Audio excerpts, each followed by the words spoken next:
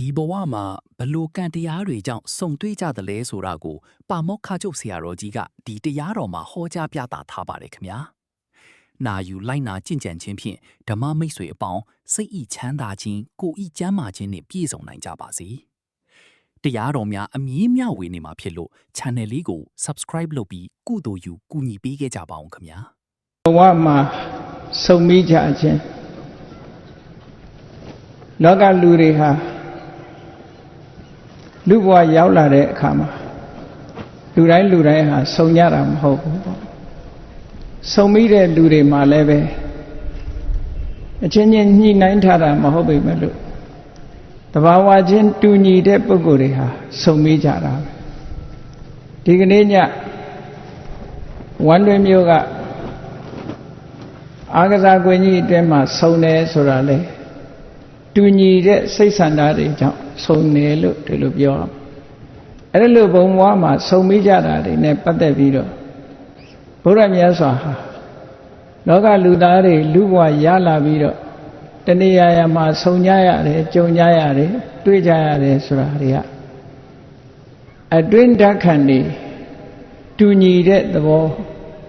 နောက်ခံအကြောင်းတရားတွေထင်ရှားရှိနေတယ်ဆိုတာကိုဓာတုတန်ယုတ်ပါဠိတော်မှာမြတ်စွာဘုရားကဟောထားတာရှိတယ်။စုံတယ်ဆိုတာအကြောင်းမဲ့စုံတာမဟုတ်ဘူးတဲ့။ဓာတုသောဝဘိက္ခဝေတတ္တာတန်တန်ဒန္တိသမင်တိစုံကြတယ်တဦးနဲ့တဦးစုံပြီးကြတယ်တဏှာမှာစုံကြတယ်တွေ့ကြတယ်ဆိုတာစိတ်ဓာတ်ချင်းအတွင်းခံတဘာဝချင်းတူညီတဲ့ပုဂ္ဂိုလ်တွေစုံတာလို့တူညီမှုကိုအကြောင်းပြုပြီးတော့စုံတယ်လို့ဒီလိုပြောအဲ့တော့ဒီနေရာတရားပွဲမှာစုံတဲ့လူတွေရှိတယ်လို့တခြားနေရာမှာလည်းတခြားပွဲတွေစုံမိနေတဲ့ပုဂ္ဂိုလ်တွေလည်းမြောက်များစွာရှိတယ်တကဘာလုံးကိုညှော်မှန်းပြီးတော့ကြည့်မယ်ဆိုရင်ဒီအချိန်မှာစုံစည်းပြီးတော့တခုခုလုံးနေကြမှာကြီးပဲအကုန်လုံးအဲ့လိုစုံစည်းမှုတွေဟာအကြောင်းမရှိဘဲနဲ့စုံစည်းတာမဟုတ်ဘူးဆိုင်ရာအကြောင်းတရားတွေရှိနေကြတယ်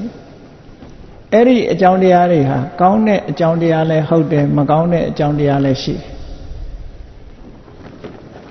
ကောင်းတဲ့လုပ်ငန်းမှာစုံကြတဲ့ပုဂ္ဂိုလ်တွေကတော့ကောင်းတဲ့စိတ်ဓာတ်တွေအခြေခံလို့စုံကြတာဖြစ်တယ်မကောင်းတဲ့အလုပ်တွေကိုလုပ်တဲ့ပုဂ္ဂိုလ်တွေကြတော့မကောင်းတဲ့စိတ်ဓာတ်တွေကိုအခြေခံပြီးတော့စုံမိကြတာဖြစ်တယ်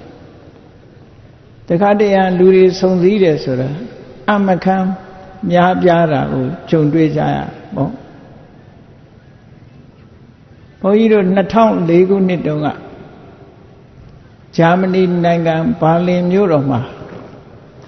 ဥရောပနိုင်ငံကလူတွေတန်းပေါင်းများစွာရောက်ရှိလာပြီးတော့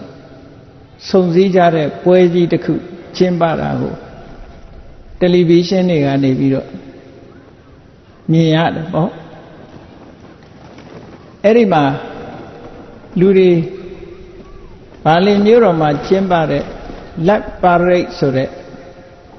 ပွဲကြီးဥရောပနိုင်ငံအသီးသီးကလာတဲ့လေယာဉ်မြန်တွေမီးရထားတွေကားလမ်းတွေပြည့်နေအောင်အားလုံးလက်ပါရိတ်ပွဲကျင်းပတဲ့နေရာကိုတန်ပေါင်းများစွာသောလူတွေဟာစုယုံရောက်ရှိလာကြအဲ့ဒါလောက်များတဲ့ပုဂ္ဂိုလ်တွေဒီတနေရာထဲမှာလာဆုံးတယ်ဆိုတာလည်းပဲအတွင်းအစ္ဆဒဓာတ်သဘောချင်းတူလို့သာဆုံးလို့ရမတူတဲ့ပုဂ္ဂိုလ်တွေမသွားကြဘူးဆိုတာသိတာတယ်ပေါ့အဲ့တော့လောကမှာဘုံဘဝမှာစုံမိကြတယ်ဆိုတဲ့နေရာမှာအကောင်းဆုံးခြင်းလားမကောင်းသဖြင့်ဆုံးခြင်းလားအကျိုးရှိသောဆုံးခြင်းလားအကျိုးမရှိသောဆုံးခြင်းလားဆိုတာတော့ရွေးချယ်ကြရမှာဖြစ်တယ်လူတွေဟာအတွင်းဓာတ်ခံတသဘောတည်းတူညီတဲ့အနေအထားကနေပြီးတဏှာကိုရောက်ရှိအောင်စုပေးလိုက်တဲ့သဘောဒီတဘာဝစိတ်ဓာတ်ကနေစုပေးလိုက်တရားပွဲမှာလာဆုံးတယ်ဆိုတဲ့ပုဂ္ဂိုလ်တွေဟာတရားနာခြင်းတယ်ဆိုတဲ့စိတ်ဓာတ်ကဒီနေရာကိုစုပေးလိုက်တာဖြစ်တယ်ပေါ့တရားနာမယ်ဆိုတဲ့စိတ်ဓာတ်မရှိတဲ့ပုဂ္ဂိုလ်ကြဒီပွဲမှာရောက်လာနိုင်ဘူးပေါ့ဒါကြောင့်မို့တူညီတဲ့စိတ်ဆန္ဒတွေကတဏှာထဲမှာစုဝေးရောက်ရှိစေခြင်းပဲဖြစ်တယ်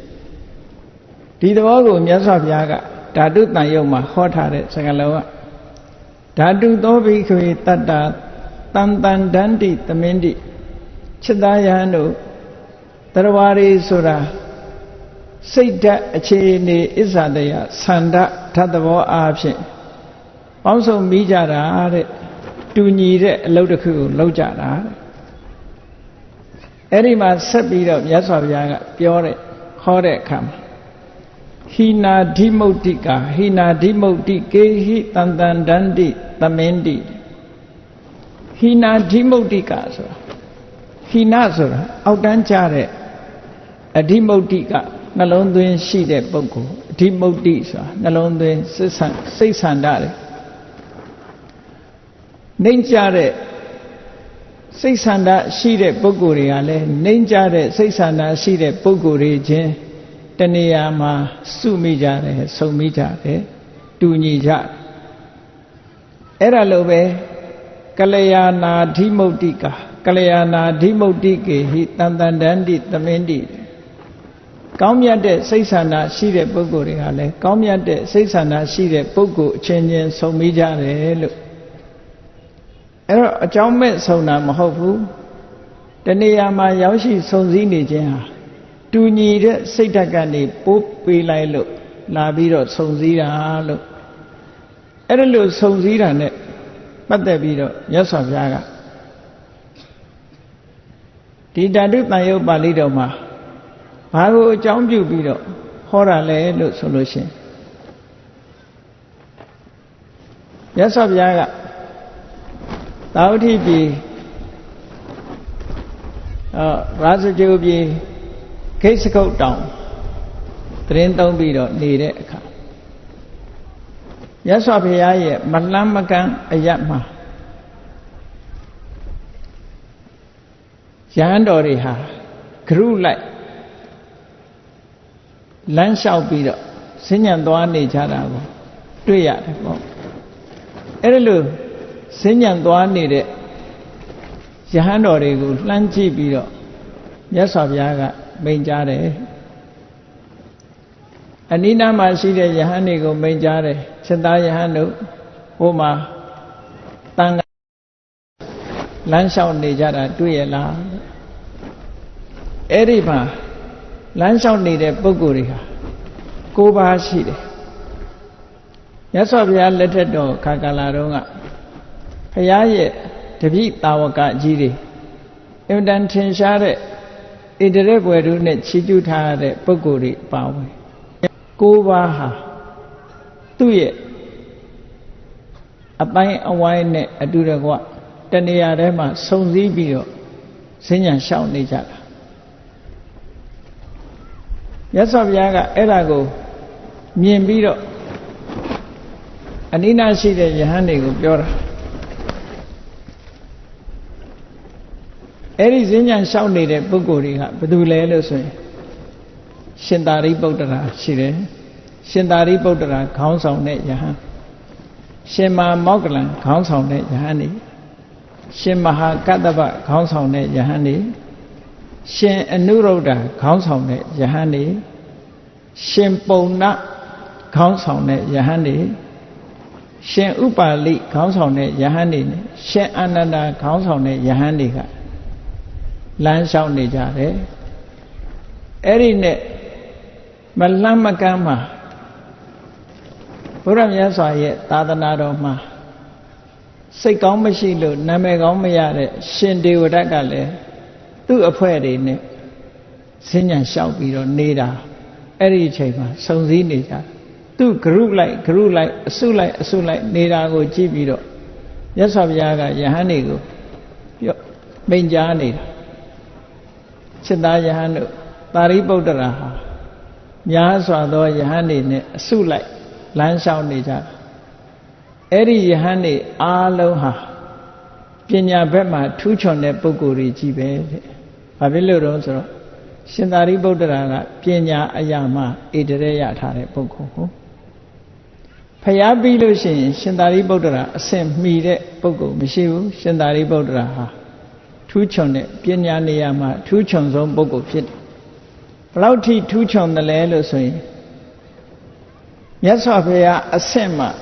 သမ္မာသမ္ဗုဒ္ဓအဆင့်မှဖြေနိုင်တဲ့မေခွန်းတောင်မှပဲအနည်းငယ်နီလန်လေးပြလိုက်လို့ရှင်ရှင်သာရိပုတ္တရာကအကျယ်တဝင်းဖြေနိုင်တဲ့စွမ်းရည်တတ္တိရှိတယ်ဆိုလိုတာကဘုရားအရာမေခွန်းတောင်မှပဲရှင်သာရိပုတ္တရာဖြေနိုင်စွမ်းရှိတယ်လို့ဒီလိုပြောတာအဲ့တော့ပညာထက်မြက်တဲ့ပုဂ္ဂိုလ်ပညာဆိုတာဟာတကယ်တော့လူသိတဲ့နေရာမှာမရှိဘူးလောကမှာပညာဟာအင်တမအစွမ်းတတ္တိရှိပေမဲ့လို့တကုရှင်နဲ့ပညာတတ်ဒီနှစ်ခုနှိုင်းရှင်လိုက်ရင်တကုရှင်ကိုပဲလူသိများတယ်ပညာတတ်တဲ့ပုဂ္ဂိုလ်လူသိမများဘူးပညာဆိုတာထင်ရှားတဲ့အရာမဟုတ်ဘူးဒါကြောင့်မို့လို့ပညာကိုစားနဲ့ဥပမာပေးထားတယ်ပညာရှိကိုစားခဲလို့ဥပမာပေးထားတာရှိတယ်အဲ့ဒီသုတ်တန်တစ်ခုလည်းပဲရှိတယ်ပေါ့မြတ်စွာဘုရားသခင်ကိုရောမြတ်တာဝရိန္ဒနတ်ပြည်ကိုတက်ပြီးတော့ခொနဝါမြောက်ဝါဆိုအဘိဓမ္မာတရားဟောပြီးတော့လူပြည်ပြန်လာတဲ့အခါအမတန်ကြီးမားတဲ့လူရုပရိသတ်ကြီးကရှင်သာရိပုတ္တရာကိုသိပြီးမသိကြဘူးစိတ်မဝင်စားကြဘူးသူတို့အတိအမှတ်ပြုတာအထင်ကြီးတာဘယ်သူတုံးဆိုရင်တကုရှင်ဖြစ်တဲ့ရှင်မောက္ကလန်တို့ဒိဗ္ဗစက္ခုနဲ့စွမ်းအားရှိတဲ့ရှင်အနုရုဒ္ဓတို့ကိုပဲအထင်ကြီးကြတရင်မေးတဲ့အခါမှာမြတ်စွာဘုရားဘယ်တော့ကြွလာမှာတော့ခုခေတ်ဆိုရင်တော့ပြောရေးဆိုခွင့်ရှိသူပေါ့နော်ရှင်အနုရုဒ္ဓတို့ကဖြေတယ်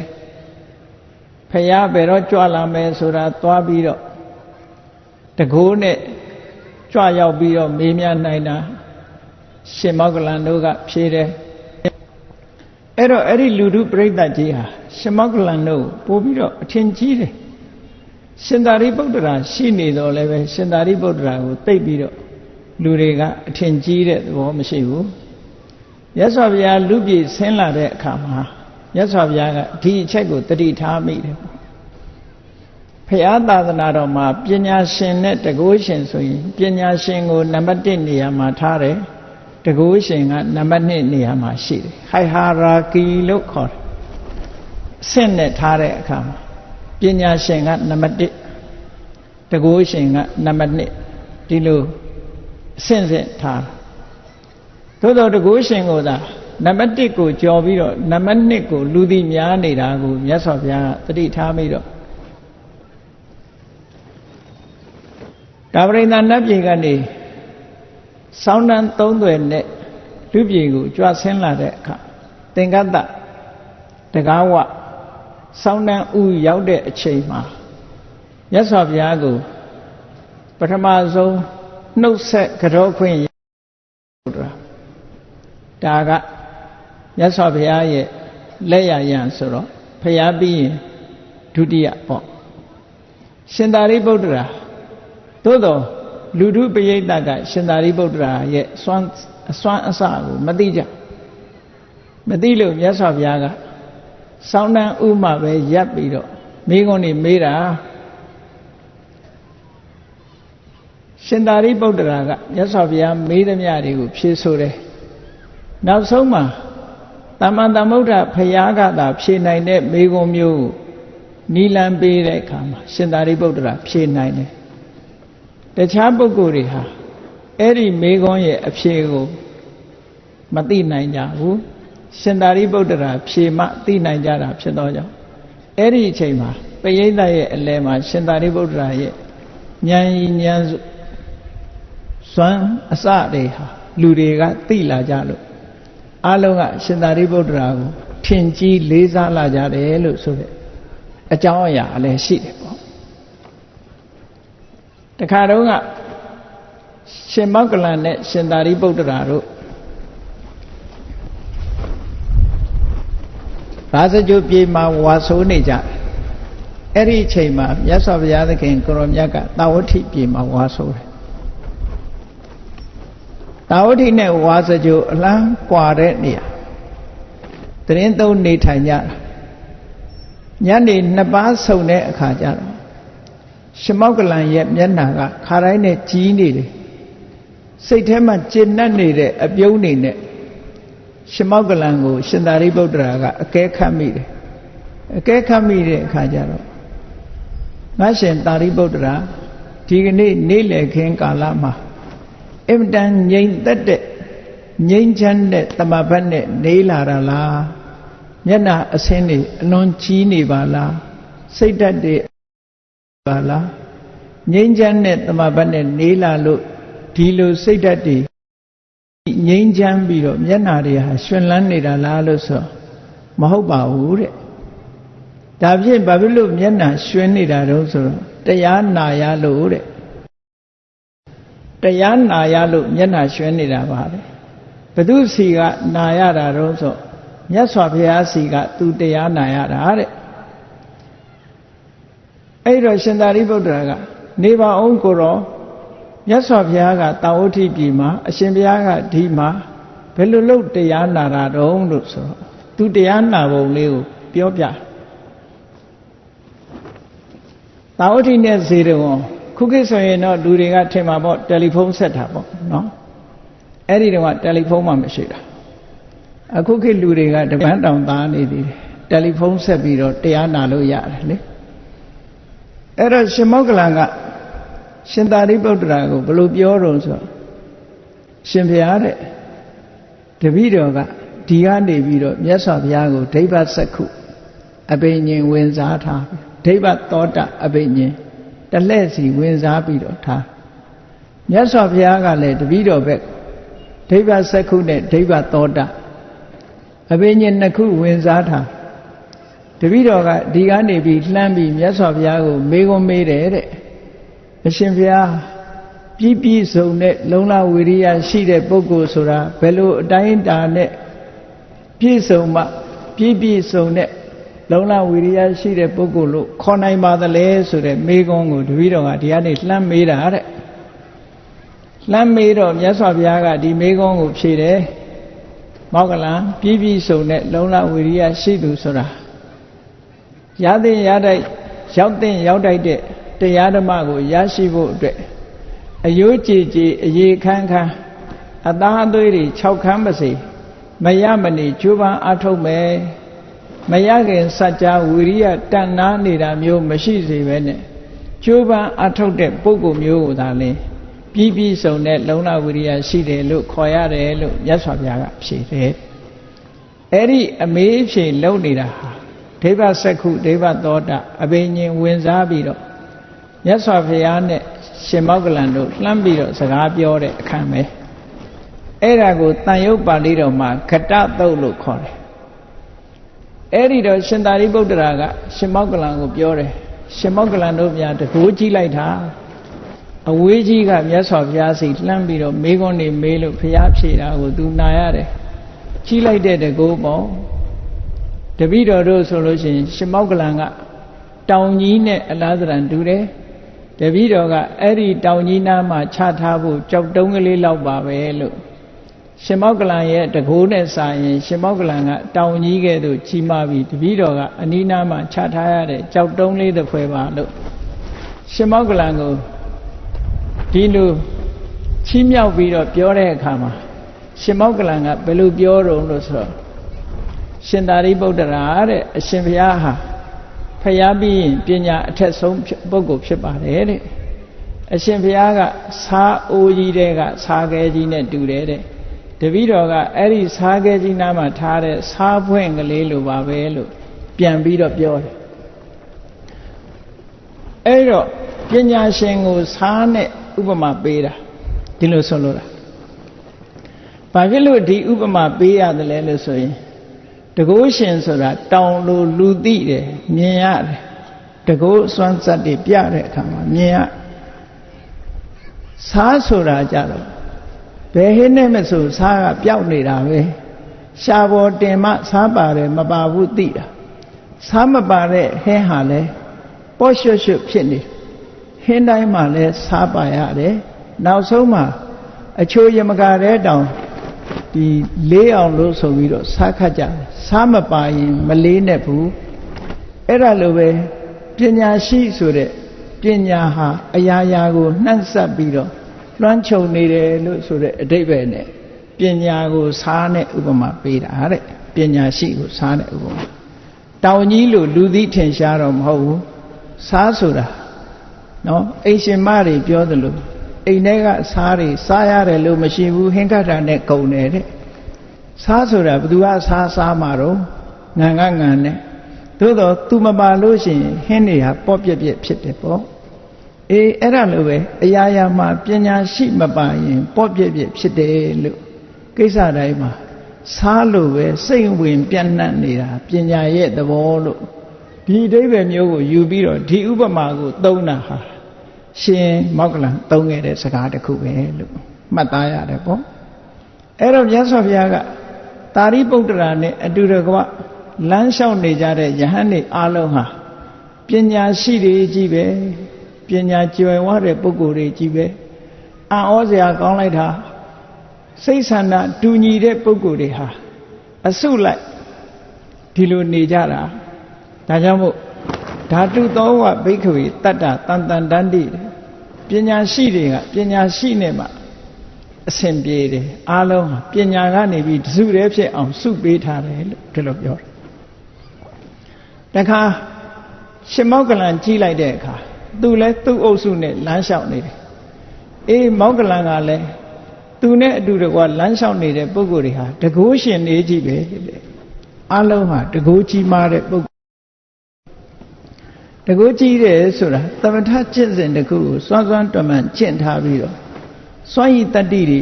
တိုးမြင့်နေအောင်ဒါကိုပဲအလုံးလုံးနေတာသမထကျင့်စဉ်ကိုအချိန်ချင်းထပ်နေအဘိညာဉ်နေအချိန်ချင်းထပ်ထပ်ဝင်စားလို့ဝတိဘော၅ပါးနဲ့စွမ်းရည်တတ္တိတွေထက်အောင်လုပ်နေကြတာမို့ရှင်မောက္ကလံတို့ဆိုတာအလွန်ကိုထူးခြားတဲ့တကူရှင်ဖြစ်တယ်ပေါ့ခိပ္ပနိတန္တိလို့ဆိုတဲ့အတိုင်းတကယ့်ကိုလင်းလင်းမြန်မြန်တကူအပြောင်းလွှဲလုံနိုင်တဲ့စွမ်းရည်တတ္တိရှိတဲ့ပုဂ္ဂိုလ်နန္ဒောပနန္ဒနဂါးကြီးကနှာခေါင်းလေနဲ့မှုတ်တဲ့အခါမှာတခြားယဟန္တာတွေမကာကွယ်နိုင်ဘူးတဲ့ရှင်မောက္ကလံတပါးသာကာကွယ်နိုင်တယ်ဘာဖြစ်လို့အလင်းအမြန်လောက်ရတာဖြစ်တယ်စက္ကန့်ပိုင်းနောက်ကျသွားရင်ပြာဖြစ်သွားနိုင်တယ်အစိတ်ခိုးတွေတင့်ပြီးတော့ပြာဖြစ်သွားနိုင်တယ်ဒါကြောင့်မို့တကူဆိုတာလေလေ့ကျင့်နေရလေ့ကျင့်နေလို့စွမ်းရည်တတ္တိတွေထက်တာဒါကြောင့်မို့မောက္ကလံနဲ့အတူတကွလမ်းလျှောက်နေကြတဲ့ယဟန်တွေဟာအားလုံးတကူရှင်တွေကြီးပဲဓာတ်သဘောအားဖြင့်စိတ်ဓာတ်ချင်းတူညီလို့တကူဆိုတဲ့စွမ်းရည်တတ္တိကသူတို့ကိုတစုတည်းစုဝေးစေတယ်လို့မြတ်စွာဘုရားကဒီလိုဟောတာနောက်တစ်ခါရှင်မာကတ္တဗနဲ့လမ်းလျှောက်နေကြတာတစုတည်းကြည့်လိုက်တယ်ရှင်မာကတ္တဗနဲ့တစုတည်းနေတဲ့ပုဂ္ဂိုလ်တွေဟာဒူတင်ဆောင်ပုဂ္ဂိုလ်တွေကြီးပဲချိုးချိုးချမ်းချမ်းကျင့်ရမယ်နော်ယဟန်ဘဝဆိုတာကိလေသာတွေနည်းပါးအောင်ချိုးချမ်းတဲ့အကျင့်တွေကျင့်ရမယ်လို့သင်္ကန်းတောင်မှပန်းတကူသင်္ကန်းမှဝတ်ရမယ်သုံးတယ်တဲ့ပိုမထားရဘူးတောရကြောင်းမှာပဲတစ်သလုံးနေရမယ်ဆွမ်းခံပြီးတော့ပဲစားရမယ်ဆိုတဲ့ဒီဒူရင်အကျင့်တွေကိုကျင့်ကြံကြိုးကိုအားထုတ်နေတဲ့ပုဂ္ဂိုလ်တွေကြီးပဲသူတို့ကိုလည်းပဲဒူရင်အကျင့်ကနေပြီးတော့တစုတည်းဖြစ်အောင်စုပေးလိုက်တာပေါ့ဟောနောက်ဒီအရှင်အနုရုဒ္ဓနဲ့အတူတကွလမ်းလျှောက်နေကြတဲ့ယဟန်တွေကိုကြည့်လိုက်ဒိဗ္ဗစက္ခုအဘိညာဉ်မှာစွမ်းရည်ကြီးပဲတဲ့အကုန်လုံးဒိဗ္ဗစက္ခုအဘိညာဉ်မှာအစွမ်းတတ္တိရှင်နုရုဒ္ဓဆိုတာတထိုင်နဲ့စัจ java လာတစ်ထောင်ကိုတပြိုင်နဲ့ချိနိုင်တဲ့ဒိဗ္ဗစက္ခုအဘိညာဉ်မျိုးရှိတဲ့ပုဂ္ဂိုလ်ယန္နာမဖြစ်ခင်ကတည်းကဒိဗ္ဗစက္ခုကိုအလေးလာပြုလို့ကျွမ်းကျင်လာတဲ့ပုဂ္ဂိုလ်တူသူနဲ့အတူတကွနေတဲ့ယဟန်တွေကလည်းအားလုံးဟာဒိဗ္ဗစက္ခုမှာထူးချွန်တဲ့ပုဂ္ဂိုလ်တွေကြီးပဲသူတို့ကိုတစုတည်းဖြစ်အောင်ဟာလည်းပဲဒိဗ္ဗစက္ခုအဘိညာဉ်ကနေပြီးတော့စုဝေးပေးလိုက်တာတဲ့ဟောဓာတ်သဘောတွေကတူတစုတည်းဖြစ်သွားအောင်စုပေးတဲ့သဘောနောက်တစ်ခါအရှင်ပုံနမန္တာနိပုဒ္ဒ မန္တန်နီဆိုတဲ့ပုံနေမရဲ့သားဖြစ်တဲ့အရှင်ပုံနာအဲ့ဒီအရှင်ပုံနာကလည်းသူ့ရဲ့သရင်သုံးပေါ်တွေအတူတကွများစွာသောယဟန်တွေနဲ့အတူတကွလမ်းဆောင်နေတယ်အဲ့တော့ရှင်ပုံနာဘယ်အရာမှာထင်ရှားတဲ့ပုဂ္ဂိုလ်တုံးဆိုတော့ဓမ္မကတိကအရာမှာထင်ရှားတယ်ရှင်အနန္ဒမထေရမြတ်တောင်မှပဲသာသနာပေါင်းဝင်လာတဲ့အခါမှာရှင်ပုံနာရဲ့တရားကိုနာပြီးတော့သောတာပန်ဖြစ်တာရှင်ပုံနာဆိုတာတခြားမဟုတ်ဘူးသာသနာတော်မှာပထမဆုံးယဟန်ဖြစ်တဲ့ရှင်ကွန်းတင်ညာရဲ့တူအရင်ဖြစ်တယ်ကပိလဝမြို့ကလာတဲ့ပုဂ္ဂိုလ်ပဲမြတ်စွာဘုရားကိုမဖူးတွေးရခင်ကလေးကယဟန္တာဖြစ်ပြီးတော့ကပိလဝမြို့မှာထင်ရှားတဲ့ဓမ္မဂတိကတစ်ပါးဖြစ်တယ်ပေါ့ဓမ္မဂတိကထင်ရှားတာမှတာမန်ထင်ရှားတာမဟုတ်ဘူးရှင်ပုံနာကိုအဝတ္တမနာမည်ကြီးနို့လို့ရှင်သာရိပုတ္တရာကတောင်အလွန်တွေ့ချင်တာတခါတော့ကသုတ်တန်တစ်ခုရှိတယ်ရထဝိနိတသုတ်တန်မှာချိရှင်ပုံနာရှင်သာရိပုတ္တရာကအမြဲတမ်းမေးတယ်သရင်ကြားတာနဲ့စိတ်ကကြည်ညိုနေတာတရားဟောကောင်းတယ်ဆိုတာသရင်ကြားတာနဲ့ကြည်ညိုနေတာတရက်တော့ရှင်ပုံနာမြတ်စွာဘုရားစီရောက်လာတယ်ရှင်သာရိပုတ္တရာကစောစောတည်းကမှားထားတယ်ရှင်ပုံနာရောက်လာရင်သူ့ကိုပြောကြစမ်းပါလို့မှားထားတော့ရှင်ပုံနာရောက်လာတဲ့အခါမှာရဟန်းတော်တစ်ပါးကသွားလျှောက်တယ်အရှင်ဘုရားအမြဲတမ်းတောင်းတနေတဲ့ရှင်ပုံနာအခုရောက်နေပြီဘုရားဆိုအားချင်းသွားပြီးတော့တွေ့တဲ့အခါမှာရှင်ပုံနာကဘုရားကိုဘုရားထံဝင်ရောက်ကြော့ပြီးတဲ့အခါမှာတောရဘက်ကိုထွက်သွားတယ်တောတဲ့ဘက်ကိုထွက်သွားတော့ရှင်သာရိပုတ္တရာကမျက်ခြေပြတ်မှဆုံးလို့နောက်ကနေလိုက်တယ်ခိုရောက်တဲ့အခါကျတော့ရှင်ပုံနာကတစ်ပင်ရင်အောက်မှာဝင်ပြီးတော့ထိုင်ပြီးတော့တရားနှလုံးသွင်းပြီးတော့နေတယ်အဲ့တော့ရှင်သာရိပုတ္တရာကဒီအချိန်ပေါ့တွေ့ဖို့အချိန်မဟုတ်သေးဘူးတရားနှလုံးသွင်းပြီးတော့ဒါကပဋိသင်္လာနလို့ခေါ်တယ်တဘာရီနေတဲ့အချိန်မှာဝင်မတွေ့ရထုံးစံရှိတယ်ပဋိသင်္လာနဆိုတာ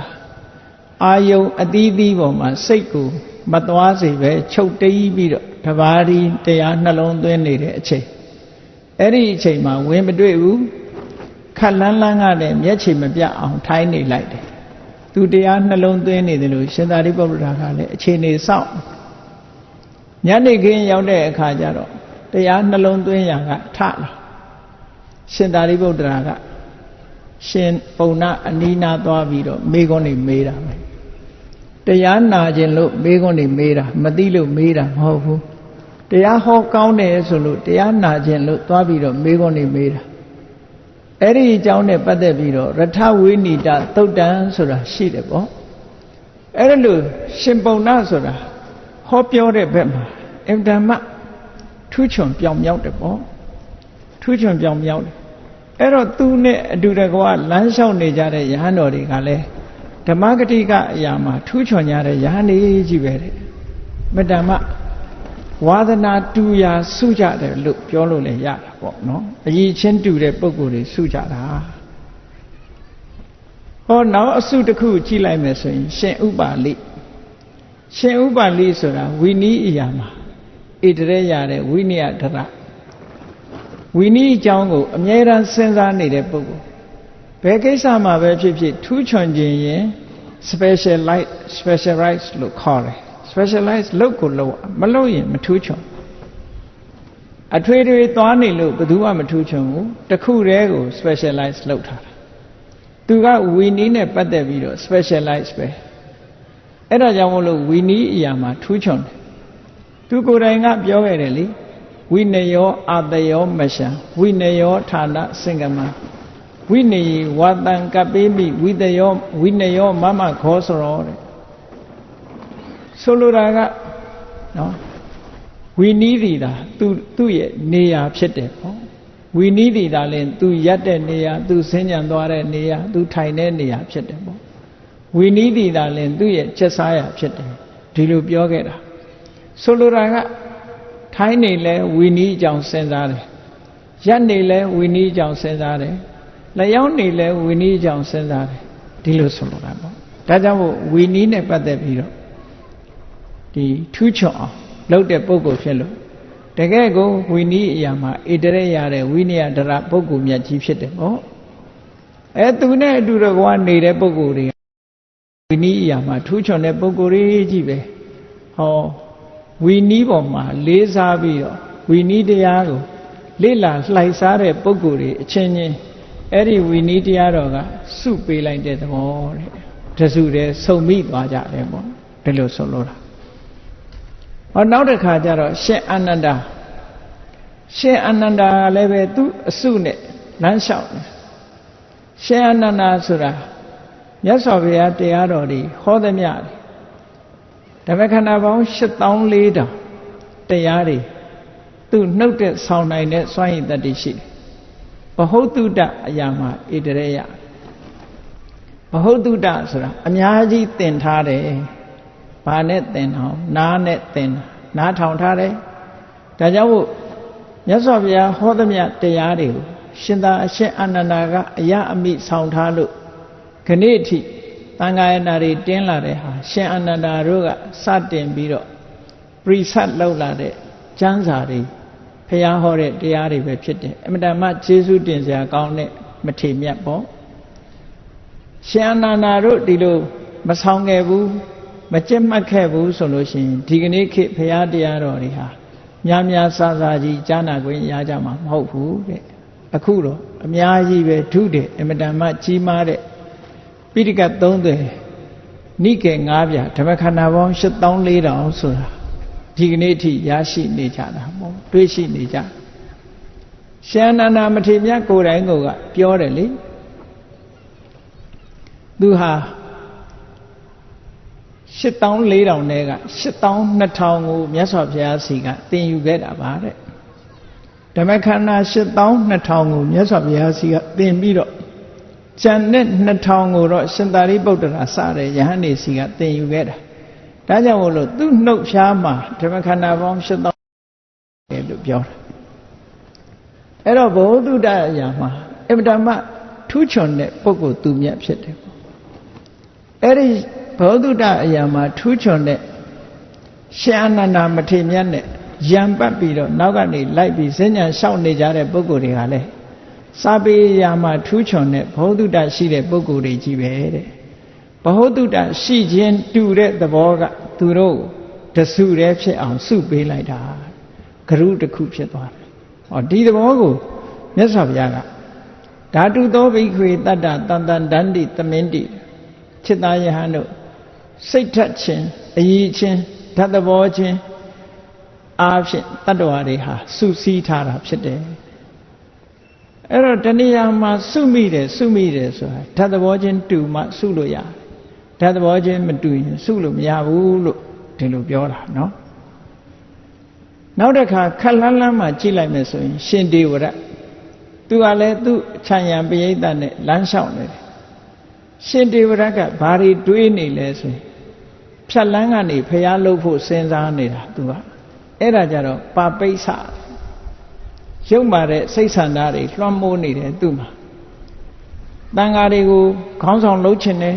တန်ခါအဖွဲ့အစည်းကြီးကိုအကြီးအကဲလှုပ်ချင်တယ်အဲ့ဒီအကြီးအကဲလှုပ်ချင်တဲ့စိတ်ဓာတ်လူကြီးလှုပ်ချင်တဲ့စိတ်ဓာတ်ကသူ့ကိုလွှမ်းမိုးပြီးတော့ထားတယ်သူနဲ့အတူလမ်းလျှောက်နေတဲ့ပုဂ္ဂိုလ်တွေကလည်းအဲ့ဒီလိုစိတ်ဓာတ်ရှိတဲ့ပုဂ္ဂိုလ်တွေကြီးပဲတဲ့ဟောပါပိဿဆိုတဲ့မကောင်းတဲ့အတွေးတွေဝင်နေတဲ့မကောင်းတဲ့လူရင်ဆန္ဒတွေလွှမ်းမိုးထားတဲ့ပုဂ္ဂိုလ်တွေကလည်းပဲ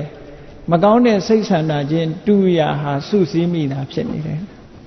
ဟုတ်တာပေါ့တရားဝါဒနာပါတဲ့ပုဂ္ဂိုလ်တွေကတရားပွဲရောက်ကြတယ်ရုပ်ရှင်ဝါဒနာတဲ့ပါတဲ့ပုဂ္ဂိုလ်တွေကတယ်လီဗီရှင်းရှေ့မှာရုပ်ရှင်ကြည့်ကြတယ်ဘောလုံးဝါဒနာပါတဲ့ပုဂ္ဂိုလ်တွေကဘောလုံးပွဲရှေ့မှာရောက်ပြီးတော့ဘောလုံးကြည့်ကြတယ်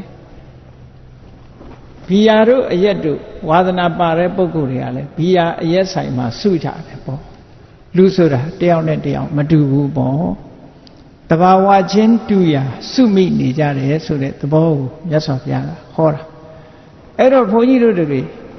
လောကလူတွေဟာဒီလိုအခြေအနေအရစုပြီးတော့နေကြတဲ့အခါမှာ တို့ကိုစုမိအောင်လုပ်တဲ့ဟာကောင်းတဲ့အရာလားမကောင်းတဲ့အရာလားလို့ဆက်လက်ပြီးတော့စဉ်းစားဖို့လိုအပ်တယ်ပေါ့မကောင်းတဲ့အရာကတို့ကိုစုတယ်ဆိုရင်ကောင်းတာဖြစ်ဖို့ကိုကလှုပ်ဆောင်ရမယ်အမှတ်ရရမြတ်စွာဘုရားကဆက်ပြီးတော့ဟောထားတယ်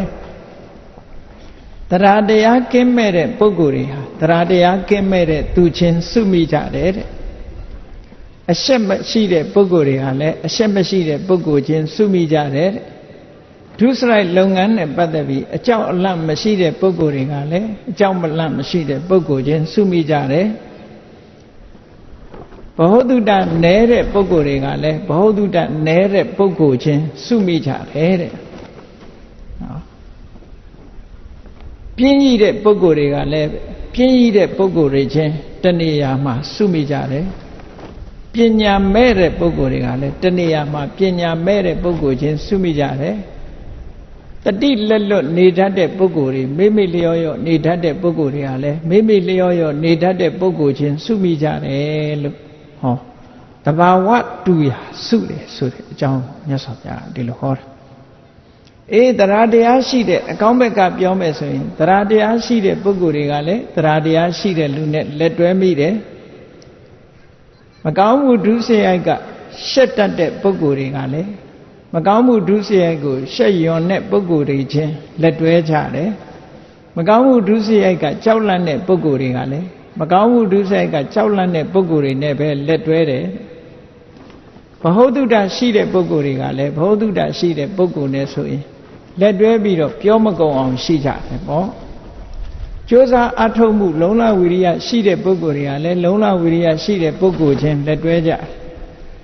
တတိကောင်းတဲ့ပုဂ္ဂိုလ်တွေကလည်းတတိကောင်းတဲ့ပုဂ္ဂိုလ်ချင်းလက်တွဲကြပြီးတော့ပညာထက်မြက်တဲ့ပုဂ္ဂိုလ်တွေကလည်းပညာထက်မြက်တဲ့ပုဂ္ဂိုလ်ချင်းလက်တွဲကြတယ်လို့အကောင်းဘက်ကလည်းဒီလိုလာတယ်အဲ့တော့စုံစည်းကြတဲ့အခါတိုင်းမှာတို့တွေဟာဒီနေရာဆုံတာဘာနဲ့ဆုံတာလဲဒါဟာအရေးတကြီးစဉ်းကျင်စဉ်းစားဖို့လိုအပ်တယ်အကောင်းနဲ့ဆုံတာလားမကောင်းနဲ့ဆုံတာလားစုံစည်းတာတော့စုံစည်းနေကြတာဘဝမှာစုံစည်းမှုဆိုတာတွေဖြစ်တယ်အဲ့ဒီစုံစည်းမှုတွေဟာအကောင်းနဲ့ဆုံတာလားမကောင်းနဲ့ဆုံတာလားကိုယ့်ကိုစဉ်းကျင်သုံးသပ်ဖို့လိုအပ်တယ်အရာရာမှာအမတ်တမဲ့မနေပဲနဲ့တတိတရားတမ္ပစဉ္ညတရားနဲ့နေကြရအဲ့ဒါလို့မနေလို့ရှိရင်ဘဝနှိမ့်ကျသွားနိုင်တယ်ပေါ့တိုးတက်မြင့်မားလာအောင်ကိုယ့်ရဲ့အခြေအနေကိုပုံမှန်သုံးသပ်နေတတ်ဖို့လိုအပ်တယ်ပေါ့အဲ့ဒါလို့ဆင်ញင်တုံတရားနဲ့ဆင်ញင်သုံးသပ်ရမြတ်စွာဘုရားကိုယ်တိုင်က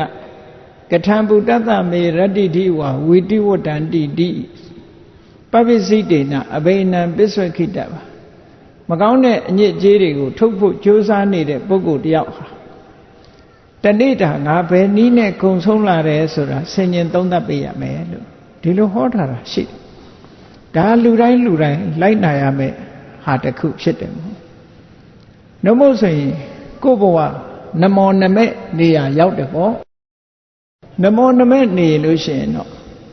လူတယောက်ဟာနှိမ့်ကျသွားမှာပဲအဲ့ဒါကြောင့်မို့လို့နမောနမဲ့မနေရအောင်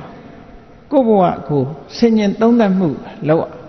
ဆင်ញင်သုံးသပ်တဲ့အခါမှာအဖြေထွက်လာမကောင်းတာနဲ့စုမိနေတယ်ဆိုရင်ကောင်းတာနဲ့စုဖို့ကြိုးစားရမကောင်းတာနဲ့ကောင်းတာဆိုတာဒီမကောင်းတဲ့သဘောတွေဆိုတာမပယ်လှန်မှုမတွန်းလှန်မှုဆိုလို့ရှိရင်ဒီပုဂ္ဂိုလ်ဟာဘယ်တော့မှအကောင်းဖြစ်လာမှာမဟုတ်ဘူးဒါကြောင့်မို့အမြဲဆင်ញင်သုံးသပ်ပြီးတော့ကိုယ့်ရဲ့အနေထားစိတ်နေသဘောထားတွေကိုဆင်ញင်သုံးသပ်နေဖို့လိုအပ်တယ်ပေါ့ငါဟာဟိနာဓိမုတ်တိကအောက်တန်းကြတဲ့အတွေးတွေ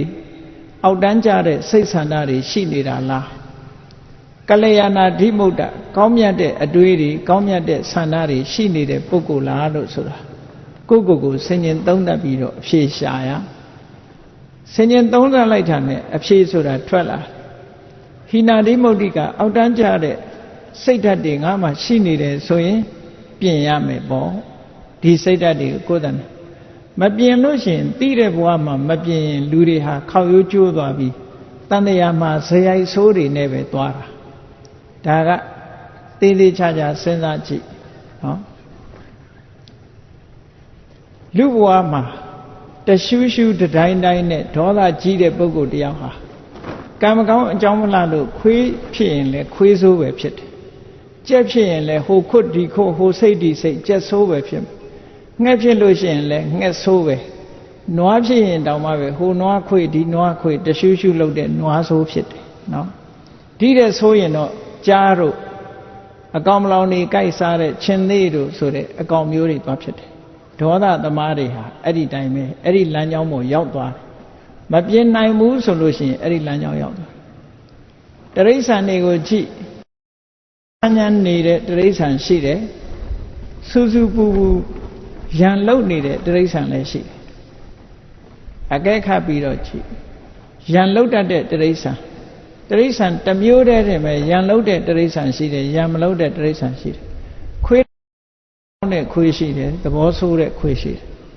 ဟောအမှတ်တမဲ့နေရင်တော့မသိဘူးသေချာကြည့်လို့ရှိရင်ခွေးဟာကြိုက်တတ်တဲ့ခွေးရှိတယ်မကြိုက်တတ်တဲ့ခွေးရှိတယ်ကြိုက်တဲ့ခွေးဆိုတာသဘောဆိုးလို့ကြိုက်တာနော်သဘောမဆိုးတဲ့ခွေးကလူလာရင်အမီးနှံပြီးတော့ခင်တတ်မင်တတ်တယ်ပေါ့အဲ့တော့ဒီသဘောတွေကဆင်ញင်သုံးသပ်တတ်ရခွေးတောင်မှမေတ္တာရှိတဲ့ခွေးနဲ့ဒေါသကြီးတဲ့ခွေးမေတ္တာပြည့်တဲ့ခွေးနဲ့ဒေါသကြီးတဲ့ခွေးဒီလိုဖြစ်ရတာပါဘဝမှာမပြင်းဘူးဆိုလို့ရှိရင်တလျှောက်လုံးဟာဒေါသသမားဖြစ်ပြီးနောက်ဆုံးကိုဒေါသကိုမထိန်နိုင်တဲ့အခါဒေါသနဲ့သေဆုံးသွားလို့ရှိရင်အင်တမဆင်းရဲတဲ့အပင်ငရဲကြာရောက်သွားနိုင်တာပေါ့ကိုဒေါသကကိုယ်ကိုပို့ပေးလိုက်တဲ့သဘောပေါ့ထို့တူပဲလောဘကြီးတဲ့လူနဲ့လောဘနည်းတဲ့လူကိုယ်ရှိမှရှိနိုင်ကိုယ့်ကိုယ်ကိုလည်းဆင်ញင်သုံးသပ်ကြည့်ရလောဘကြီးတဲ့လူလောဘကိုမထိန်နိုင်မသိမ့်နိုင်တဲ့အခါကိုယ်ပစ္စည်းနဲ့တင်အားမရဘူးသူများပစ္စည်းကိုယူတယ်ဆိုတဲ့ပြစ်မှုတစ်ခုကျူးလွန်လို့ဒုက္ခရောက်တာမျိုးတွေဖြစ်လာတတ်တယ်ပေါ့မတရားတဲ့နည်းနဲ့သူများပစ္စည်းရအောင်ယူတဲ့လောဘမျိုးဖြစ်လာလို့ရှိရင်ပို့ပြီးတော့ဆိုးတာပေါ့အဲ့ဒါလို့ကိုယ့်ရဲ့ဇယိုက်တွေအကျင့်စိုးတွေကိုသိတဲ့အချိန်မှာပြင်ပေးဖို့လိုအပ်တယ်မပြင်ဘူးဆိုလို့ရှိရင်တန်လျာထဲမှာဇယိုက်ဆိုးနဲ့ခရီးသွား950ဇတ်တွေကိုကြည့်ရှင်အင်္ဂုလိမာလဘဝကိုလေးလာကြည့်ရှင်အင်္ဂုလိမာလဟာသူ့ဘဝဇတ်လန်းနေမှာခက်ချမ်းချမ်းနေကြည့်ပဲအကုန်လုံးနော်နောက်ဆုံးဘဝမှာလည်းကြည့်ယန္နာဖြစ်မဲ့ဘဝတောင်မှပဲလူသားသမားကြီးဘဝနဲ့ဖြစ်ရသေးတာပဲလေဇက်ကအဲ့လိုကြမ်းနေတတ်တယ်ကိုယ်တိုင်တတိထားပြီးတော့မပြင်းဘူးဆိုလို့ရှိရင်ဇက်ကြမ်းနဲ့ဖြစ်ရမှာပဲလောကလူတွေကလည်းစိတ်ဓာတ်ကအမျိုးမျိုးပေါ့နော်ရုပ်ရှင်တစ်ခုရိုက်တယ်ဆိုလို့ရှိရင်ဘီလိန်နေရာကရိုက်ချင်တဲ့လူရှိတယ်လူချမ်းနေရာရိုက်ချင်တဲ့လူရှိတယ်မင်းသားနေရာရိုက်ချင်တဲ့လူရှိတယ်သူ့ဝါဒနာနဲ့သူ့ပဲအဲ့တော့ဝါဒနာကိုကိုယ့်ကိုပြင်ပြီးတော့ကောင်းတဲ့ဘက်ကိုရောက်အောင်ကိုယ့်ကိုမလှုပ်သင့်ဘူးလားလှုပ်သင့်တာပေါ့မှန်ကန်တဲ့ဆင်ញင်သုံးသပ်မှုကိုထားပြီးတော့ကိုယ်ဟာအဆင့်မြင့်တဲ့ဘဝကိုကိုယ်တိုင်တွေးတောပြီးတော့အဆင့်မြင့်အောင်လုပ်ယူဖို့လိုအပ်တယ်ပေါ့အဲ့ဒါလို့မဟုတ်လို့ရှိရင်ဇယိုက်ဆိုးဝါသနာဆိုးကြီးဟာနောက်ဆုံးထိအောင်ခောက်ရိုးကျိုးပြီးတော့ပါလာတတ်တယ်ဒါကြောင့်မို့ဇယိုက်ဆိုးတွေပယ်လှန်ပြီးတော့ဇယိုက်ကောင်းတွေဖြစ်အောင်ကြိုးစားအားထုတ်ကြရမှာလို့ဒီသုတ်တန်တွေကဒီလိုတတိပေးထားတာဖြစ်တယ်အေးကောင်းတဲ့အကျင့်တွေကောင်းတဲ့အတွေးတွေကောင်းတဲ့စိတ်ဓာတ်တွေကိုယ်တဏ္ဍာမှာဝင်ရောက်ရှိနေအောင်ကြိုးစားအားထုတ်ကြဘဝမှာအောင်မြင်ကြီးပွားခြင်းလို့ရှိရင်ဘုရားမြတ်စွာကကောင်းမြတ်တဲ့အရည်အသွေးတွေကိုယ်တဏ္ဍာမှာရှိအောင်လုပ်ရမယ်တဲ့အဲ့ဒီကောင်းမြတ်တဲ့အရည်အသွေးတွေဆိုတာဘာတွေလဲလို့ဆိုရင်တတ္တာတဲ့သီလသုတ္တစာကပညာလို့ခေါ်တယ်တတ္ထာဆိုတာကောင်းတဲ့ဘက်ကိုစိတ်ဝင်စားတယ်ယုံကြည်တယ်စိတ်ကြည်တယ်ဆိုတာတတ္ထာဖြစ်လာပြီဆိုရင်လူတွေဟာဘာဖြစ်လာတရားနာသွားခြင်းနဲ့ကုသိုလ်ကောင်းမှုလုပ်ခြင်းနဲ့ဘုရားရှိခိုးခြင်းနဲ့အ ਨੇ ဆုံးပရိစိတ်ခြင်းနဲ့ဘုရားပန်းလှူခြင်းနဲ့ရေချမ်းနေတင်းခြင်းနဲ့ဟောစိတ်ကြီးနေပြီဆိုရင်အဲ့ဒါတွေအကုန်လုပ်တယ်ကောင်းတဲ့အလုပ်တွေလုပ်တယ် စိတ်ကြည်နူးလာပြီဆိုရင်ဒါနကောင်းမှုလုပ်တယ်သီလတွေစောင့်ဖြစ်တယ်ကမ္မထဘာဝနာတွေအားထုတ်ဖြစ်တယ်ကောင်းတဲ့အလုပ်တွေအကုန်လုပ်တယ်ဒါတတ္တာရဲ့စွမ်းတရားရှိတဲ့ပုဂ္ဂိုလ်ဆိုတာဓတနာကာမောသီလဝတ္တသီလရှိတဲ့ပုဂ္ဂိုလ်တွေကိုတွေ့ခြင်းနဲ့တတ္ထမံသောတုမိတ်စတိသူတော်ကောင်းတရားကြားနာခြင်းနဲ့တရားပွဲသွားခြင်းနဲ့ဝိနည်းမစ္စေရမလံဘာလူရမလဲကုသိုလ်ဘာလုပ်ရမလဲကိုယ်ပစ္စည်းတွေကဆွန့်လွတ်ပြီးတော့ဒါနကောင်းမှုလုပ်ဖို့စိတ်ဝင်စားနေတယ်အဲ့ဒါတရားဖြစ်ပေါ်လာလို့ရှင်အဲ့ဒီအခြေအနေမျိုးတွေပေါ်လာတယ်လို့ဒီလိုပြောတာအဲ့တော့တရားရှိနေတဲ့ပုဂ္ဂိုလ်တယောက်ဟာတရားကိုလက်နဲ့ဥပမာပေးထားတာရှိတယ်ယရနာတွေ့တော်လဲလက်မပါရင်ကောက်ယူလို့မရတယ်လို့တရားမရှိဘူးဆိုရင်ကုသိုလ်ကောင်းမှုပြုဖို့အခွင့်ကြုံတော်လဲတရားမရှိသည့်အတွက်ကြောင့်မပြုမိဘူးဒါကြောင့်မို့တရားဆိုတာလက်နဲ့တူတယ်တဲ့တတ္ထာဟတ်ထောမဟတ္ထနောတရားလက်ရှိတဲ့ပုဂ္ဂိုလ်ဟာကြွယ်ဝချမ်းသာတဲ့ပုဂ္ဂိုလ်ဖြစ်တယ်လို့ဒီလိုဆိုတာဟောနောက်တစ်ခုကျတော့တတ္ထာဘီဇံနဲ့တရားဟာမျိုးစေ့နဲ့အလားတန်တူတယ်မျိုးစေ့လေးကအလုံးနှစ်ခုကိုလှုပ်တယ်တဲ့ကိုယ့်ဘာကိုမျိုးစေ့လေးကိုစဉ်းစားကြည့်အလုံးနှစ်ခုဆိုတာဘာလဲမျိုးစေ့လေးကိုမြေထဲစိုက်ချလိုက်မယ်ဆိုလို့ရှိရင်အောက်ကိုအမြင့်ကလေးတွေ့တယ်အပေါ်ကိုအညောင်ကလေးထွက်လာတယ်ဒါသူ့ရဲ့အလုံးနှစ်ခုပဲအောက်ကိုအမြင့်သက်ဆင်းခြင်းအပေါ်၌အညွန့်တက်ခြင်းဆိုတဲ့ဒီအလုံးနှစ်ခုဟာမျိုးစေ့ကနေဖြစ်လာတာအဲ့ဒီအလုံးနှလုံးလုံးတယ်လို့ပဲတရားရှိတဲ့ပုဂ္ဂိုလ်ဟာသီလကိုလည်းထိမ့်သိမ်းဆောက်ရှောက်တယ်သမထဝိပဿနာကျင့်စဉ်ကိုလည်းကျင့်တယ်သီလစောင့်တာဟာအမြင့်သက်ဆင်းတာနဲ့တူတယ်သမထဝိအညွန့်တက်တာနဲ့တူတယ်လို့ဒီလိုတရားကိုမျိုးစေ့နဲ့ဥပမာပေးတာမြတ်စွာဘုရားကအာလဝကကြီးရဲ့အမေးကိုဖြေတဲ့အခါမှာလောကမှာအကောင်းဆုံးဥစ္စာအမြတ်ဆုံးဥစ္စာဘာလဲဒါပဲလို့ဒီလိုခေါ်ခဲ့တာတရားတရားရှိပြီဆိုလို့ရှိရင်တန်ဖိုးရှိတဲ့ဥစ္စာတွေဟာသူပိုင်ဆိုင်ခွင့်ဖြစ်သွားတာပဲဒါကြောင့်မို့တရားဆိုတဲ့ဥစ္စာပိုင်ထားပြီဆိုလို့ရှိရင်လောကမှာရှိတဲ့ယရနာအလုံးကိုပိုင်ထားတာနဲ့မထူးတော့ဘူးတရားရှိလို့ကုသိုလ်ကောင်းမှုတွေလုပ်တဲ့ပုဂ္ဂိုလ်ဟာယရနာတွေဟာယရနာရှိရာသွားတယ်ဆိုတာလိုပဲတရားတရားရှိတဲ့ပုဂ္ဂိုလ်စီမှာယရနာပစ္စည်းတွေအကုန်စုတယ်လို့ဒီလိုဆိုတာလောကကြီးဆိုတာအမြဲတမ်းထူးခြားတယ်ကိုယ်တိုင်ကယရနာမစုပေမဲ့လို့ကိုယ်စီကိုရောက်လာတတ်တယ်ပေါ့ဒါပြောတာနော်တရားတရားရှိပြီဆိုရင်တတ္ထာရှိလာလို့ရှိရင်နောက်ဘာရှိလာတော့ဆိုသီလကိုချင်းသီလတွေမြဲလာတယ်ကိုချင်းသီလမြဲလာပြီးတဲ့အခါမှာဖះဟောတဲ့တရားတွေကိုကြားနာတယ်ဘောဓုတတွေစီးဘူးတယ်တုတစွန့်လွတ်မှုဆိုတဲ့စာကလူမှုတမ်းမှုဆိုတဲ့စာကဆိုတဲ့သဘောကမစ္စရိယလို့ဆိုတဲ့ငါသာသုံးမယ်ငါအတွက်သာစဉ်းစားတယ်ဆိုတဲ့ဒီတရားကိုဖယ်ရှားပြီးတော့အများအတွက်ကိုကြည်တတ်တဲ့မွန်မြတ်တဲ့စိတ်ဓာတ်တစ်ခုပဲပေါ့ဟောစာကလည်းရှိလာတယ်နောက်ဆုံးကြတော့ပညာတဲ့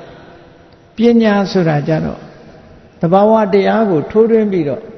အမှန်တိုင်းသိတဲ့ပညာရအဲ့ဒီအမှန်တိုင်းသိလာပြီတဘာဝကိုထိုးထွင်းသိလာပြီဆိုတဲ့အခါမှာဒီပညာကြတော့တွေ့တာမှုတွေကိုလည်းဖယ်ရှားနိုင်တယ်တွေ့တာမှုပြတ်သွားရင်မုန်းတိမှုဆိုတာလည်းမလာတော့ဘူးနောက်ဆုံးမှာတဘာဝအစစ်မှန်ကိုသိသွားတဲ့အခါမှာဘာဖြစ်လာလဲတဘာဝအစစ်မှန်မသိတဲ့ပုဂ္ဂိုလ်ကတွေ့တာမှုတွေနဲ့ရင်ထဲမှာပူလောင်မှုဆိုတဲ့တောကတွေဟာမကြာခဏကျုံနေကြတွေ့တာမှုကိုအခြေပြုပြီးတော့တောကတွေဖြစ်ရတယ်အဲ့ဒီတောကကိုလျှော့ချခြင်းလို့ရှိရင်တွေ့တာမှုကိုမလျှော့ဘဲနဲ့လျှော့လို့မရဘူးအဲ့ဒီတွေ့တာမှုကိုလျှော့ချဖို့ရအတွက်ဒီမှန်ကန်စွာသိတဲ့ပညာအရေးကြီးဆုံးပဲလို့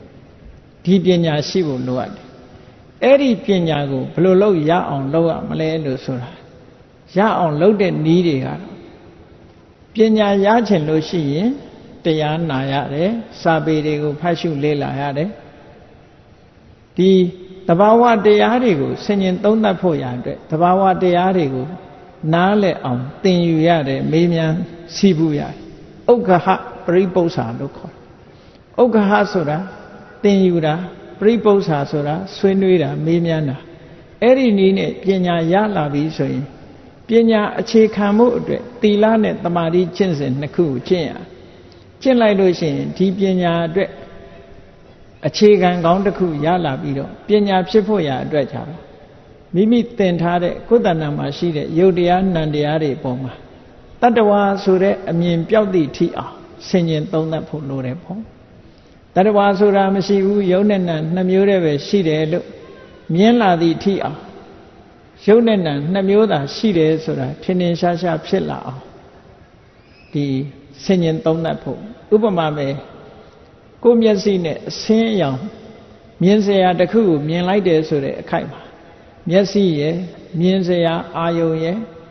မြင်စရာအာယုံကိုသိတဲ့မြင်သိစိတ်ရဲ့ဒီတဘာဝသုံးခုပဲဆိုပါစို့မျက်စိနဲ့အဆင်းအာယုံကယုတ်တရားအဲ့ဒီယုတ်တရားနှစ်ခုပေါင်းစပ်မှုကိုအကြောင်းပြုပြီးတော့ဖြစ်ပေါ်လာတဲ့မြင်သိစိတ်ဆိုတဲ့စက္ခုဝိညာဉ်စိတ်လေးကနံတရားဆိုဒီအခိုက်လေးမှာကြည့်လိုက်ရင်ဒီယုတ်နဲ့ဒီနံဒါပဲရှိတာပါလားလို့သိမြင်လာအောင်ဆင်ញင်သုံးသပ်ပေးတာအဲ့ဒါလို့ယုတ်နဲ့နံနှစ်မျိုးတည်းသာရှိတယ်လို့သိလာတဲ့အခါမှာတတဝါဆိုတာလည်းမရှိဘူးငါဆိုတာလည်းမရှိဘူးငါဟာဆိုတာလည်းမရှိဘူးတဘာဝတရားတက်တက်တာရှိတယ်လို့သိလာလို့ရှိရင်နာမရူပပရိစ္ဆေဒဉာဏ်လို့ဆိုတဲ့ပညာတစ်မျိုးကိုရပြန်တာပဲပေါ့အဲ့ဒီနာမရူပပရိစ္ဆေဒဉာဏ်ဆိုတဲ့ပညာရလို့ရှိရင်ဒီပညာကမိမိရဲ့အမြင်ကိုစင်ကြယ်စေလို့ဒိဋ္ဌိဝိတ္တုလို့ခေါ်တယ်အမြင်ကိုစင်ကြယ်သွားစေတတ်တယ်အမြင်မှန်သွားပြီဆိုရင်သမ္မာဒိဋ္ဌိပေါ့အမြင်မှန်သွားပြီဆိုရင်ဒီတဘာဝတရားတွေဟာအကြောင်းပဲဖြစ်တာမဟုတ်ဘူးဆိုင်ရာအကြောင်းတွေရှိတယ်ဒီမြင်သိစိတ်လေးဟာငကောရှိနေတာမဟုတ်ဘူး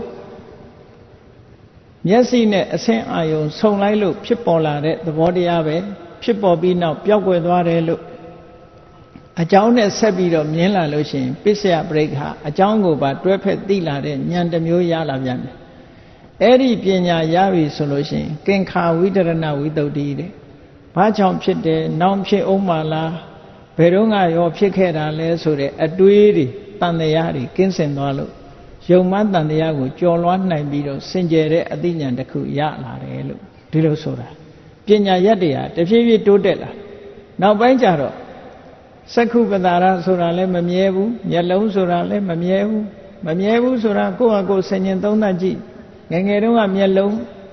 အသက်50-60ရောက်တော့မျက်လုံးအများကြီးကွာခြားသွားပြီလေတော့အဲ့ဒါကအဝေးကြီးမို့ကွာခြားတာထီးတဲ့ကိုကျင်းပြီးတော့မျက်လုံးဟာ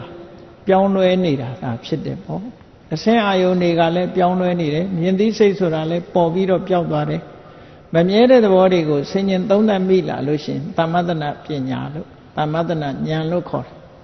အဲ့ဒီဆင်ញင်သုံးသပ်ရကဖြစ်ခိုက်ကလေးပစ္စုပန်တဲ့ကြည့်နိုင်လာပြီဖြစ်တဲ့အချိန်လေးမှမြင်လိုက်တယ်ပြတ်တဲ့အချိန်လေးမှသိလိုက်တယ်ဆိုတဲ့ဉာဏ်ကြတော့ဥရိယဗျာဉာဏ်လို့ခေါ်အဲ့ဒီကနေတဆင့်တက်လာတော့အဖြစ်ကိုခရုမစိုက်တော့ဘူးအပြက်ကိုပဲမြင်လာပြီဆိုတဲ့အခါကျတော့ဘေင္ကဉာဏ်မှာအနိစ္စသဘောတရားဟာဒါလမ်းဆုံးအစွမ်းကုန်တွေ့မြင်ခြင်းပဲဖြစ်တယ်ပေါ့အဲ့ဒီနောက်ကျတော့မိမိတဏ္ဍာမှာရှိတဲ့ယုတ်တရားနံတရားတွေဟာဒီလိုဖြစ်ပြမှုတွေနှိမ့်ဆက်နေတာမို့ကြောက်เสียကြီးပါလားလို့မြင်လာတယ်ဘယညာအန္တရာယ်များလိုက်တာလို့မြင်လာတယ်အာရိနဝညာအန္တရာယ်များလို့လွတ်မြောက်ခြင်းလာတယ်မောစိတုကမြတာညာနော်နိဗ္ဗိဒညာအန္တရာယ်များတဲ့အပေါ်မှာညှင်းငွေလာတယ်အာရစရာရှားမတွေ့ဘူးညှင်းငွေလာတော့လွတ်မြောက်ခြင်းလာတယ်မောစိတုကမြတာလွတ်မြောက်ခြင်းတဲ့အခါမှာပြန်ပြီးတော့လွတ်ရလွတ်ကြောင်းစဉ်းစားတယ်ပဋိသင်္ခာညာနောက်ဆုံးကြတော့သင်္ခါရတရားတွေပေါ်မှာစိတ်ကိုတည်တည်ငြိမ်ငြိမ်ထားပြီးတော့အမှန်ကိုရှုမြင်နိုင်တဲ့တည်ငြိမ်တဲ့အသိဉာဏ်တစ်မျိုးရလာတာသင်္ခါရုပ္ပခာညာအဲ့ဒီတည်ငြိမ်တဲ့သဘောရပြီဆိုတဲ့အခါမှာနိဗ္ဗာန်ကတ်သွားပြီလို့ဒီလိုပြောတာပေါ့ပေါင်းကူတရားလေးကြော်လိုက်တာနဲ့ဟိုဘက်ကျတော့နိဗ္ဗာန်ရောက်သွားအနုလောမဉာဏ်လို့ဆိုတဲ့ချင်းကပ်လန်းလေးကိုရောက်သွားလို့ရှိရင်ဟိုဘက်ကျတော့ကိလေသာတွေကိုဖယ်ရှားပြစ်နိုင်တဲ့အဆင့်ဆင့်ဖယ်ရှားပြစ်နိုင်တဲ့မက်၄ပါးဖို့၄ပါး၄ချိန်မက်၄ပါး၄ချိန်ဖို့၄ပါး၄ချိန်ကြပြီးတော့ကိလေသာအာသောတွေလုံးဝ တန့်စင်ပြနိုင်တဲ့ပညာမျိုးတဲ့အဲ့ဒီပညာမျိုးဟာတော့အစွမ်းထက်ဆုံးပညာမျိုးပဲလို့ဒီလိုပြောတာနော်အဲ့ဒီရမှလမ်းဆုံးတယ်ပေါ့ဒါကြောင့်မို့တရားတရားရှိဖို့လိုတယ်သီလရှိဖို့လိုတယ်တုတ္တဆိုတဲ့အကြမြင်ဘောတုတ္တတွေရှိဖို့လိုတယ်စာကဆိုတဲ့စွန့်လွတ်နိုင်မှုတွေရှိဖို့ပညာလို့ဆိုတဲ့ဝိပဿနာပညာတွေရှိဖို့လိုတယ်လူဘဝရလာတဲ့အခါတွေမိမိတဏ္ဍာမှာမရှိလို့ဖို့ရှိပြီးရင်တိုးတက်မြင့်မားလာအောင်ကြိုးစားအထောက်ဖို့ဆိုတာကိုအခုဒီမြတ်စွာဘုရားဟောတဲ့ဓာတ်သဘောတွေနဲ့တတ္တဝါတွေဟာနှီးနှောမိကြတယ်ဆိုတာဒီသုတ်တံကိုနာယူမှတ်သားကြပြီးတဲ့အခါမှာတို့တဏ္ဍာမှာအရေးကြီးဆုံးကောင်းမြတ်တဲ့သဘာဝတွေရှိပြီးတော့တန်တရားထဲမှာလည်းပဲကောင်းမြတ်တဲ့ဝါဒနာတွေကောင်းမြတ်တဲ့စိတ်ဆန္ဒတွေနဲ့တဦးနဲ့တဦးဆုံညတွေးကြတဲ့အခါမှာကောင်းမြတ်တဲ့အလုပ်နဲ့ကောင်းတဲ့နေရာမှာကောင်းတဲ့စိတ်နေသဘောထားတွေကစုပေးလို့စုမိကြတဲ့ပုဂ္ဂိုလ်မျိုးတွေသာဖြစ်ပြီးနောက်ဆုံးမှာဒီစုမိခြင်းကနေပြီးတော့အမြင့်ဆုံးဖြစ်တဲ့ဝိပဿနာပညာ